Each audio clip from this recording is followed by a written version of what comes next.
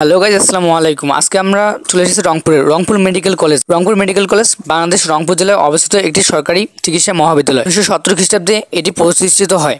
এটি ঢাকা হতে 330 কিলোমিটার দূরে অবস্থিত। এটি রংপুর শহরের ধাপ এলাকার জেল রোডের জেলা কারাগারের বিপরীতে অবস্থিত। মূল ক্যাম্পাস এবং হাসপাতালের আয়তন প্রায় 7,600 বর্গমিটার। রংপুর মেডিকেল কলেজের ক্যাম্পাসটি বাংলাদেশের রংপুরের উত্তর পশ্চিম অঞ্চলে অবস্থিত। কলেজটি রাজশাহী থেকে 210 কিলোমিটার ও ঢাকা থেকে 330 কিলোমিটার দূরে অবস্থিত। কলেজটি আন্তর্দেশীয় ভারত নেপাল মহারাষ্ট্র সড়কের পাশে অবস্থিত। আধুনিক চিকিৎসার প্রয়োজনীয়তা বৃদ্ধির সাথে সাথে তৎকালীন পূর্ব পাকিস্তানের সরকার গভর্নর জেনারেল মোনায়েম খান পূর্ব পাকিস্তানে 1966 সালে 500 শয্যা বিশিষ্ট রংপুর মেডিকেল কলেজের ভিত্তিপ্রস্তর স্থাপন করেন। 1971 সালে রাজশাহী বিশ্ববিদ্যালয়ের আওতাধীন প্রথম ব্যাচের শিক্ষার্থী ছিল 50 জন, যা বর্তমানে 175 জন। প্রতি বছর দক্ষিণ এশিয়ার দেশসমূহের জন্য ভারত, নেপাল, শ্রীলঙ্কা, মালদ্বীপের জন্য 10টি আসন সংরক্ষিত থাকে। রংপুর মেডিকেল কলেজটি প্রায় 65 একর এলাকা জুড়ে অবস্থিত। 3 তলা বিশিষ্ট কলেজ ভবন এবং 1000 শয্যা বিশিষ্ট হাসপাতাল রয়েছে। কলেজটি বাংলাদেশের medical and dental council (BMDC) দ্বারা অনুমোদিত 5 বছরের অধ্যয়নের কোর্স অফার করে, যা রাজশাহী মেডিকেল কলেজ বিশ্ববিদ্যালয় থেকে bachelor of medicine, bachelor of surgery (MBBS)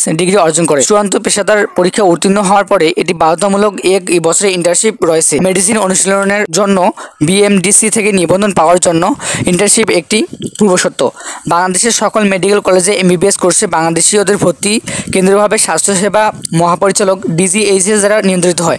এটি সারা দেশে একযোগে একটি বার্ষিক লিখিত অথবা বহু নির্বাচনী কোর্সে ভর্তি পরীক্ষা পরিচালিত করে। DGHS বছরের পর বছর ধরে ভর্তি নিয়মে পরিবর্তন এনেছে, কিন্তু ঐতিহাসিকভাবে প্রার্থীদের প্রাথমিকভাবে এই পরীক্ষা তাদের স্কোরের ভিত্তিতে ভর্তি করা হয়েছে। মাধ্যমিক স্কুল সার্টিফিকেট SSC এবং উচ্চ মাধ্যমিক স্কুল সার্টিফিকেট HSC স্তরের গেটগুলি একটি ফ্যাক্টর হয়েছে এটি সম্মিলিত স্কোরের অংশ হিসাবে। যাই হোক, সবাই ভালো থাকেন, সুস্থ থাকবেন। আল্লাহ হাফেজ।